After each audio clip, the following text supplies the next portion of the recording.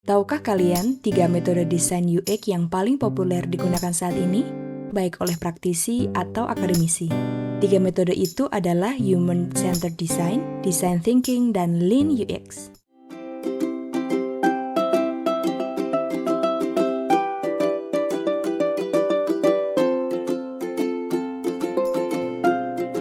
Assalamualaikum. Berbicara perihal desain UX tidak dapat dipisahkan dengan keterlibatan pengguna. Kata kunci experience menggambarkan harapan pengguna untuk mendapatkan pengalaman menarik, seru selama mengoperasikan produk. Tidak mungkin sebuah produk mampu menghasilkan experience yang baik dengan mengabaikan keterlibatan pengguna, baik dalam tahap analisis kebutuhan, perancangan, pengembangan, ataupun testing. Pada video berikut disampaikan 3 metode desain UX yang sedang populer digunakan baik di ranah praktisi maupun akademis. Human-Centered Design disingkat dengan HCD adalah metode perancangan produk berpusat pada pengguna. HCD diadopsi dari UCD atau User-Centered Design. UCD merupakan metode perancangan yang sudah cukup lama dikenal. UCD menjadi dasar bagi banyak metode baru yang bermunculan. Salah satu turunannya adalah HCD. Perbedaan antara keduanya terletak pada kata pertama, user dan human. Kata kunci pengguna dan manusia penting untuk dipahami. Istilah pengguna merepresentasikan seseorang yang mengoperasikan produk, sedangkan manusia merepresentasikan atribut psikologis dan fisiologis yang melekat pada pengguna. Dengan berfokus pada pengguna, developer berupaya menyediakan produk yang sesuai dengan kebutuhan. Sebaliknya, jika fokus dialihkan pada manusia, dibutuhkan analisis yang lebih dalam. Dua atribut yang dimiliki manusia adalah psikologi dan fisiologi. Berikut ilustrasi yang digunakan untuk menjelaskan. Sebagai developer, kita diminta untuk membuat produk A. Dengan UCD, kita mendapatkan kebutuhan pengguna adalah A1, A2, dan A3. Ketiga kebutuhan tersebut divisualkan menjadi prototipe yang kemudian didevelop menjadi sebuah fitur di produk. Dengan HCD, setiap kebutuhan harus dispesifikan analisisnya dari aspek psikologis dan fisiologis. Aspek psikologis adalah atribut mental yang dimiliki pengguna. Aspek psikologis terkait dengan latar belakang dan pengalaman pengguna. Berhubungan dengan preferensi personal yang mungkin berbeda-beda antar pengguna.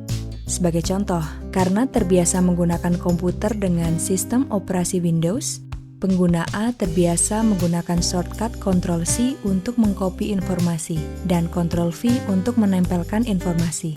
Pengguna mengharapkan produk yang akan dibuat untuk mengakomodasinya. Contoh lain, pengguna B pernah memiliki pengalaman buruk saat menekan tombol sehingga mengakibatkan hilangnya data pada sistem informasi keuangan. Saat berinteraksi dengan prototipe sistem yang akan dibuat menjadi peragu. Lama untuk mengambil keputusan karena takut melakukan kesalahan serupa yang pernah dialami. Singkat cerita, pengguna B mengharapkan fitur undo untuk setiap aksi yang telah dilakukan. Saat salah menghapus data, dengan menekan undo, data akan kembali muncul. Dua contoh tersebut memperlihatkan preferensi pengguna yang didapat dari pengalaman sebelumnya berbeda-beda. Aspek fisiologis terdiri dari atribut fisik yang dimiliki pengguna, terkait dengan bagian tubuh manusia. Secara spesifik, terkait bagaimana panca indera dioptimalkan saat mengoperasikan produk. Semisal, seberapa besar ukuran elemen tombol agar mudah ditekan atau disentuh jari. Seberapa besar ukuran font agar terbaca oleh pengguna di berbagai gadget dengan ukuran layar berbeda-beda. Bagaimana kombinasi warna background dan foreground agar informasi mudah diidentifikasi oleh pengguna. Seberapa besar volume suara latar agar tidak mengganggu konsentrasi dan lain sebagainya. Menurut IDEO, tahap HCD dimulai dengan observation atau observasi. Observasi dilakukan untuk menggali permasalahan pengguna. Kita diharapkan mampu memahami pengguna, tidak hanya dilakukan dengan mengamati data sekunder dan menganalisisnya. Kita harus bertemu langsung dengan pengguna. Kemudian mengamati pola pengguna. Memperhatikan hal-hal apa saja yang menjadi kelebihan, kekurangan, dan frustasi pengguna. Tahap kedua adalah ideation. Desainer mulai melakukan brainstorming untuk mendapatkan solusi dari permasalahan pengguna dengan mendapatkan ide solusi sebanyak mungkin. Kemudian analisis dan tentukan solusi yang terbaik. Rapid prototyping merupakan tahap ketiga. Prototype digunakan untuk memvisualkan ide kepada pengguna. Buatlah prototipe sesederhana mungkin, tidak perlu sampai tahap high fidelity. Tujuannya adalah kecepatan untuk mendapatkan feedback pengguna sedini mungkin. Testing menjadi paket tidak terpisahkan dengan rapid prototyping. Tahap ini menjadi krusial untuk menentukan kelanjutan pengembangan produk. Ketidakmampuan menggali feedback dari pengguna berpotensi menghasilkan produk yang cacat, yang berimbas pada kualitas produk. Feedback yang didapat pada tahap ini digunakan sebagai catatan pertimbangan untuk perbaikan. Perbaikan dilakukan secara iteratif atau berulang. Perbaikan akan terhenti saat tidak ditemukan lagi feedback perbaikan dari pengguna. Sebenarnya, tidak ada tahapan yang baku pada metode ini. Sebagai contoh, terdapat referensi lain yang menyuguhkan tahapan yang berbeda, yaitu ideation, inspiration, dan implementation. Inti dari HCD adalah bukan pada tahapan proses, namun bagaimana memperlakukan setiap proses dari aspek manusia, yaitu psikologis dan fisiologis. Design thinking. Design thinking sebagai sebuah metode perancangan produk sedang menjadi tren saat ini. Sebenarnya, metode ini tidak eksklusif digunakan di bidang software engineering saja. Kelebihan dari metode ini adalah kemampuan menggali permasalahan pengguna dan memformulasikan solusi dengan baik. Dibanding aspek teknis, metode ini bermanfaat lebih banyak untuk memastikan produk yang dihasilkan menjadi solusi dari permasalahan pengguna. Tahapan design thinking adalah empathize, define, ideate, prototyping, dan testing. Fase empathize merupakan kunci awal kesuksesan. Fase ini menjadi pembeda dengan metode lain. Mungkin dari segi aktivitas serupa dengan analisis kebutuhan pada metode lain. Akan tetapi, secara filosofis, pendekatan yang dilakukan berbeda.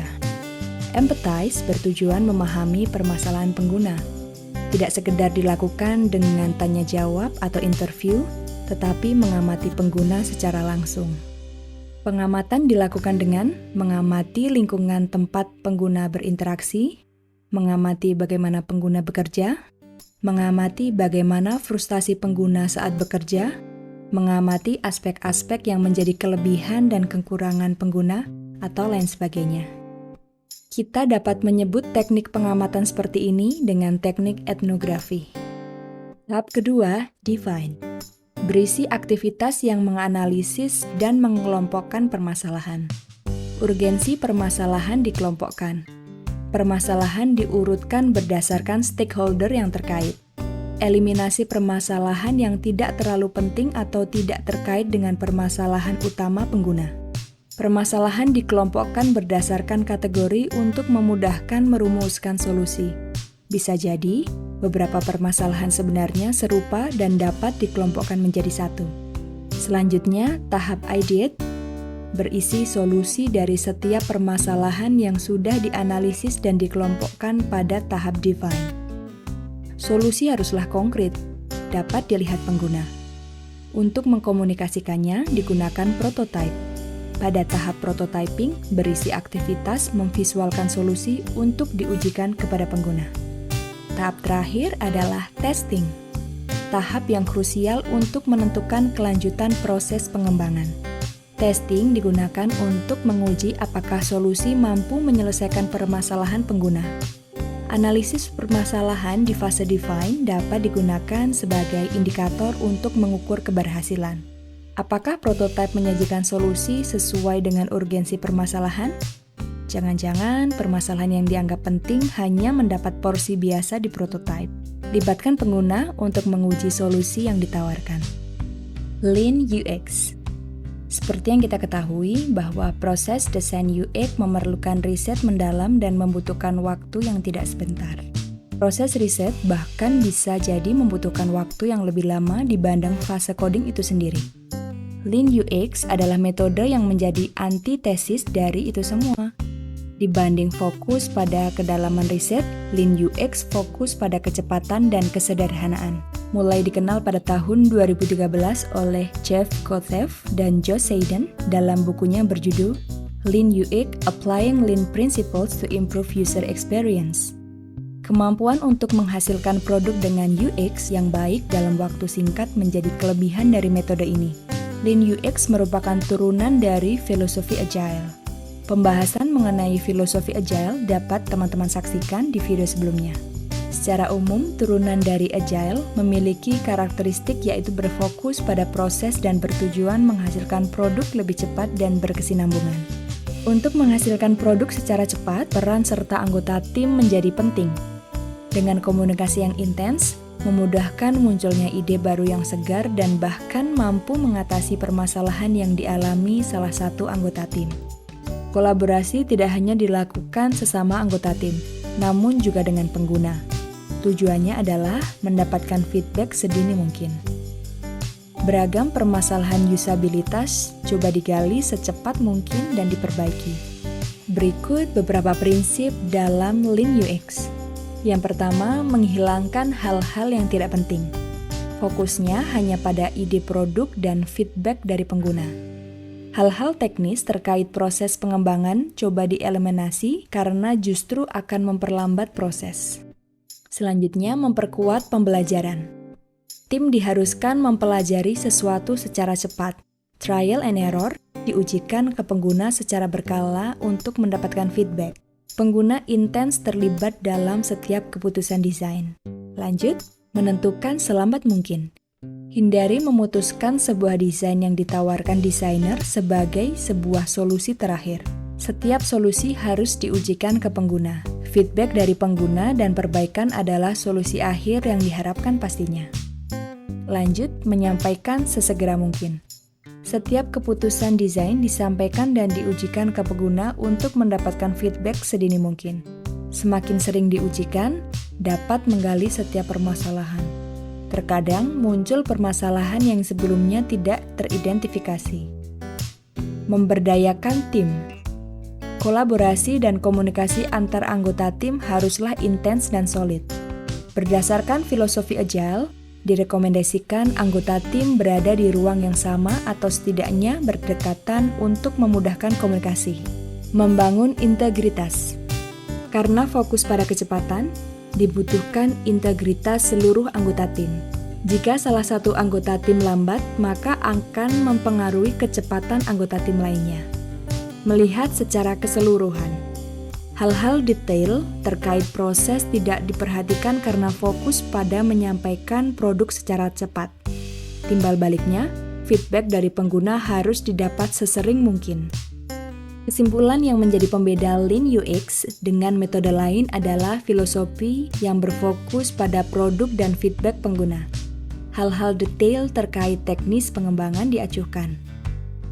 Terima kasih atas atensi teman-teman, semoga informasi yang disajikan bermanfaat. Jika kalian menyukai, tekan tombol like dan subscribe, share jika informasi ini bermanfaat. Sampai jumpa pada video mendatang, kita akan membahas mengenai tren, metode, teknik pada dunia desain, dan user experience. Stay positive guys, wassalamualaikum.